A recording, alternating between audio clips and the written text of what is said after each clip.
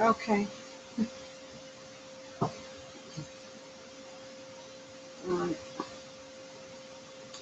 Okay, everybody. Max is back. I'm on my way to bed. But I need to do this. I don't know if I'll get to it tomorrow or not. Um, okay. I'm here where I'm supposed to be, where I'm known to be, and I am doing what I'm supposed to do, what I'm expected to do. Oh, I don't know what to do with this one. This is little Abby. She fell in the bathwater twice tonight. The first was an accident. Scared her to pieces. She ran away. But she came back and got back on the edge of the tub. And the second time she fell in, it wasn't quite so much of an accident. And she didn't run away afterwards. All right, so let's get on with this. I haven't been too talkative lately. I haven't had, just haven't felt like talking. You know, in wartime, what is that saying? That discretion is the better part of valor. So I'm very valorous lately. All right, changing screens. There is one piece. I have not put this up, and I actually can't put it up. I'm not too sure why, but oh, what have I got here? I don't know. The images won't transfer. Uh, so you will need to go to my blog, and from there take the link and go to the piece. And now I'll look for it. I hope I can even find it. There we go. All right. The issue that I have been following most closely, because I think it is the most important,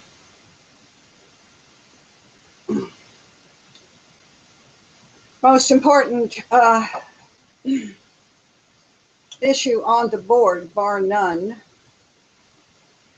has to do with what is going on in Syria. I have posted quite a bit about it.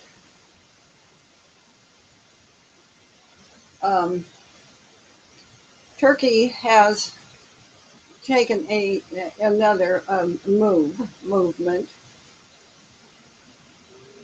The story is actually quite complex. A previous piece that I have posted on the blog is so convoluted. I just actually, you know, it's like trying to view through a sandstorm. You absolutely cannot see with any clarity at all what the hell is going on. But I think that is the location, which is the absolute crux of the matter. And the issue is break the cross. There is no issue more important than that. So I am being ultra cautious about which version of multiple versions may contain grains of truth, sand grains of truth. Oh God. You know, this is just so far off my beaten path, and yet, you know, here I am, and this is the story, and this is where where it has to go. Anyway, this piece that I am going to refer to now comes from Superstation 95. And this is some sort of radio station that broadcasts out of New York City.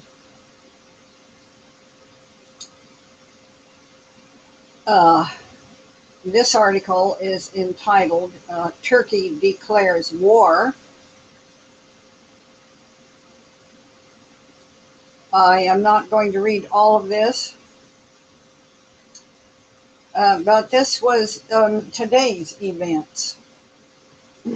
August, well, it's now, this kitten is just annoying me.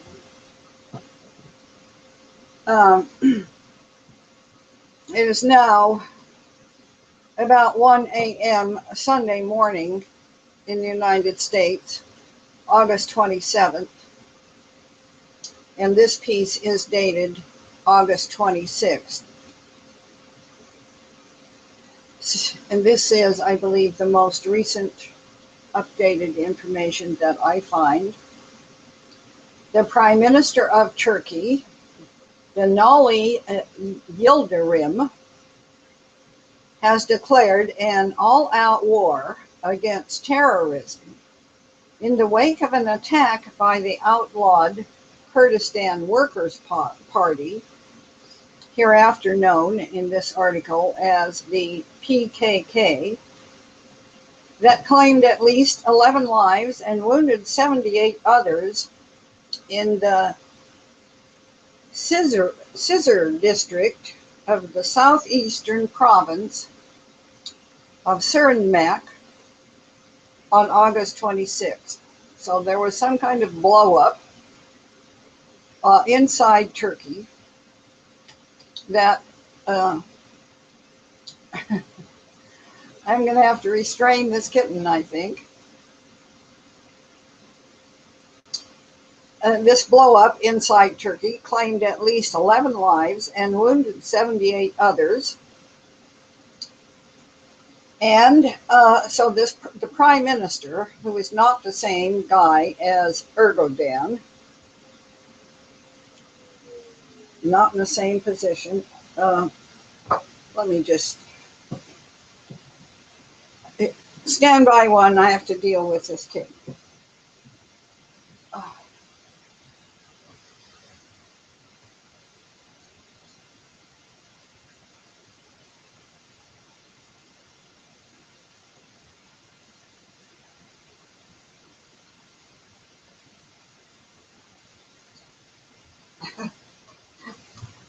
Oh my goodness.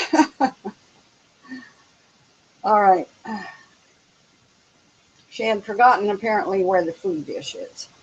So I think we've taken care of that now. All right, trying to go on here. The Prime Minister says, no terrorist organization can enslave the Turkish Republic. We've declared all-out war against these terrorist groups, he said during a press conference.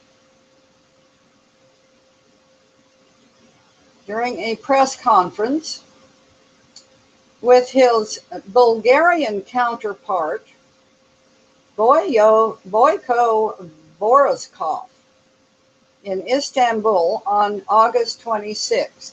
All right, so he's having a joint press conference with the Prime Minister of Bulgaria, apparently.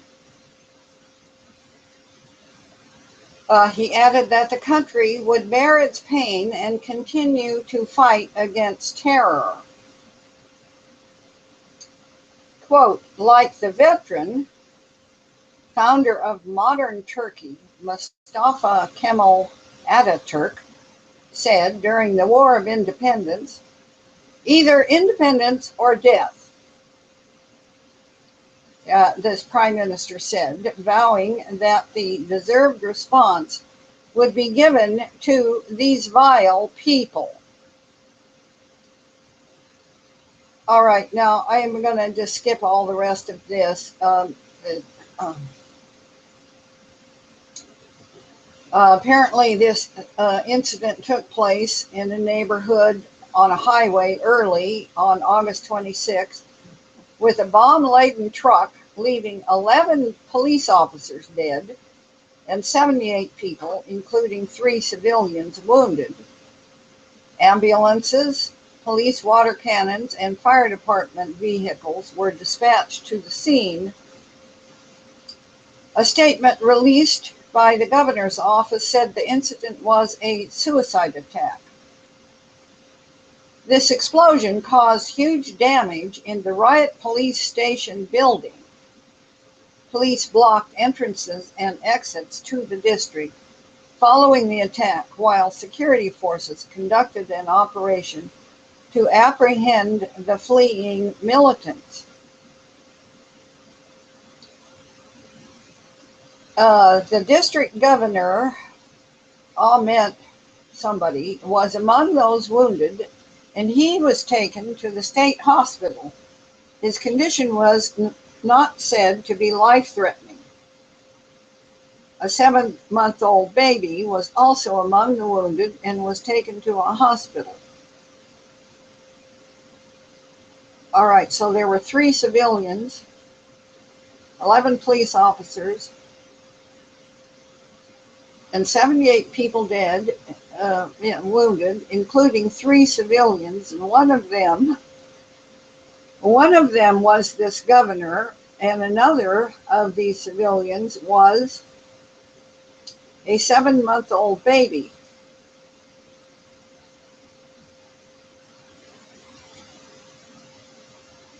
All right, so 3 civilians.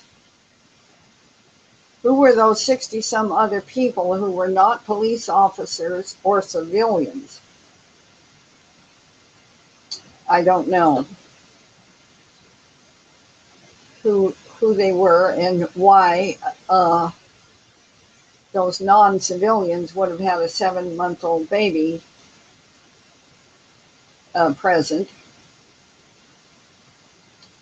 4 of these people were in critical condition. Health personnel were urgently called to duty. The hospitals in the neighboring provinces were also put on alert. President Recep Erdogan vowed that Turkey would thwart the dirty wishes of forces aiming to disturb the country's peace through terror attacks.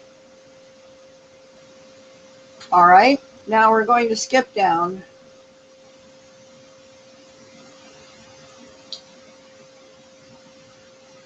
The problem: Turkey's definition of terrorists. While no one in the world would likely be upset about Turkey declaring war upon terrorists, the problem is how Turkey defines the word terrorist. They define it as Kurdish people in Syria, whom the Turks fear are trying to create their own country. Turkey blames groups like YPG and PKK for acts of terrorism within Turkey, but never, not once, provides any proof at all as to who actually committed the acts. As a result of the Prime Minister's declaration of war, the Turkish military has begun sending streams of additional tanks and troops into neighboring Syria. When inside Syria, the Turks are attacking Kurds, not ISIS.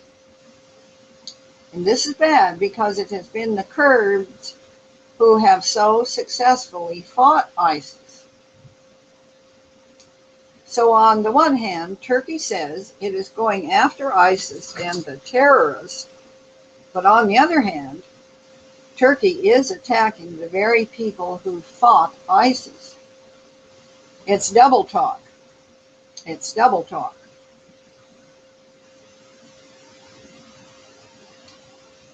Going on. The world was warned.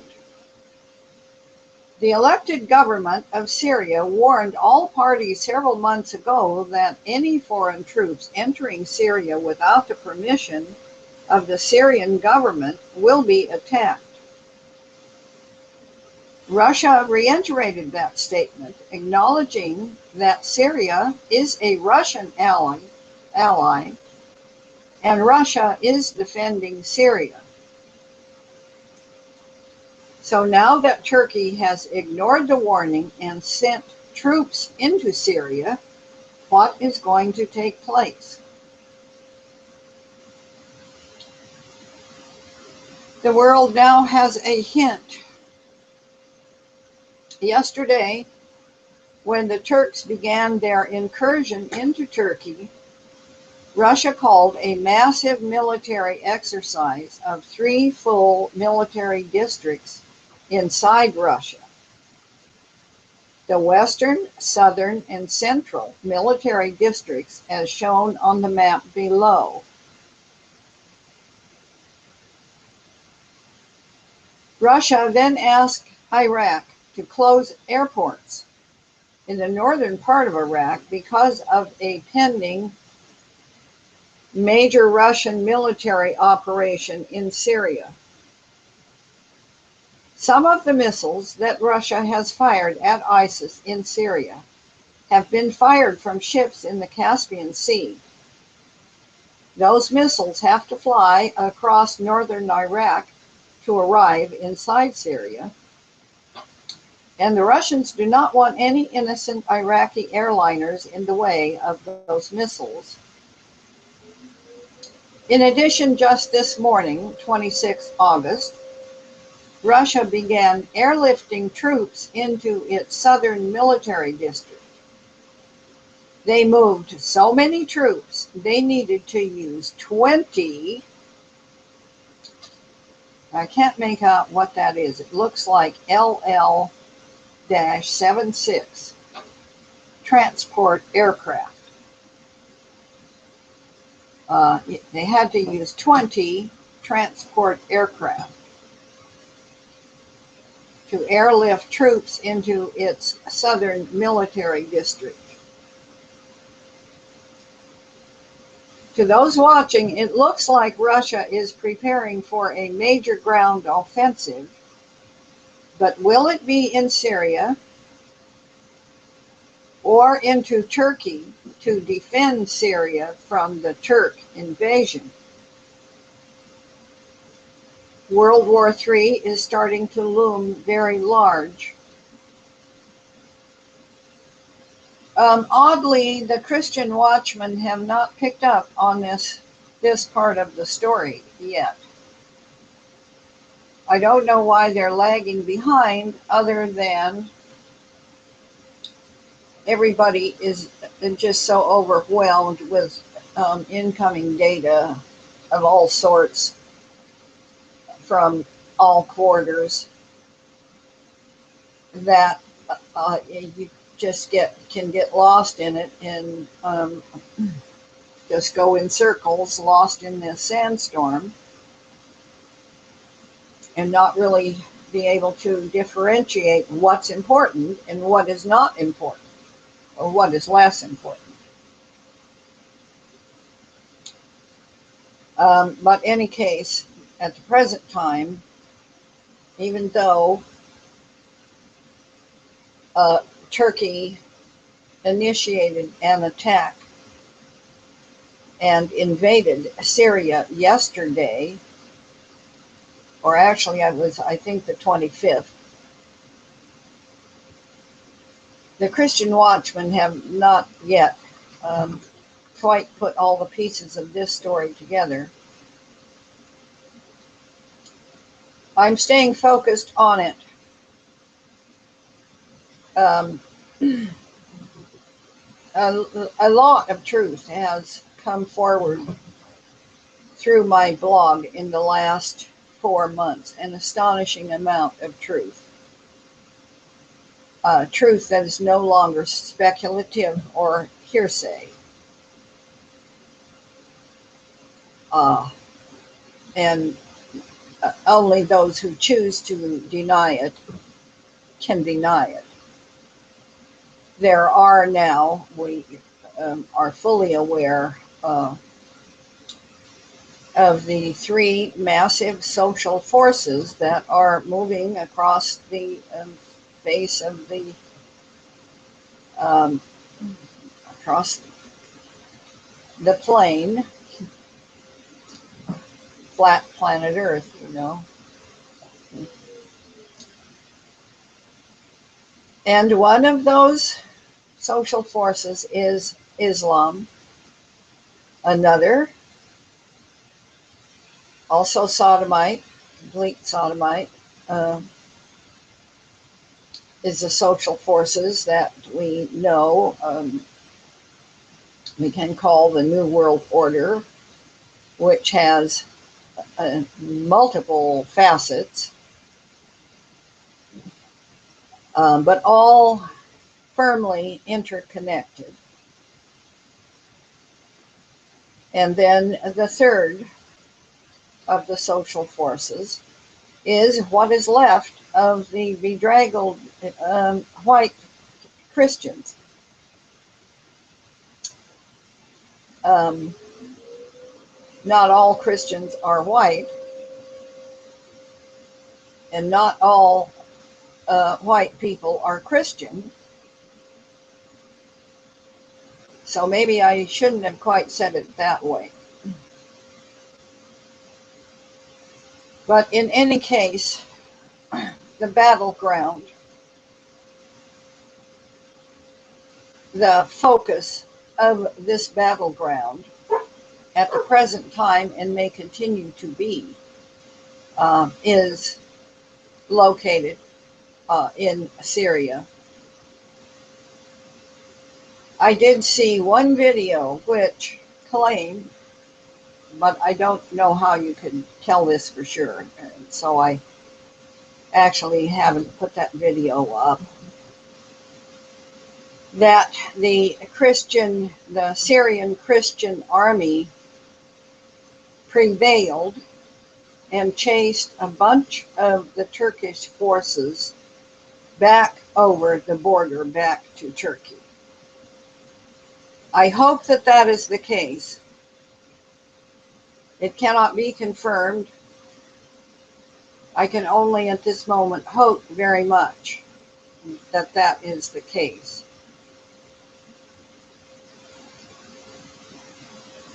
And I also hope that tomorrow or soon, the Christian watchmen will become alert to the developing aspects of this story and use their resources to bring us more reliable information about this. This is the issue of our day and time, and nothing else really matters. The break the cross story is something that we must continue to. That's the story. Everything else is whatever it is. But the attempt to break the cross on the part of satanic, demonic forces is what all of this is about.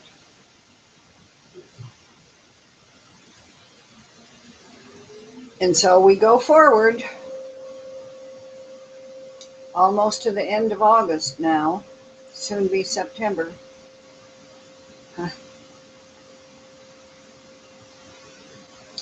All right, coming back here.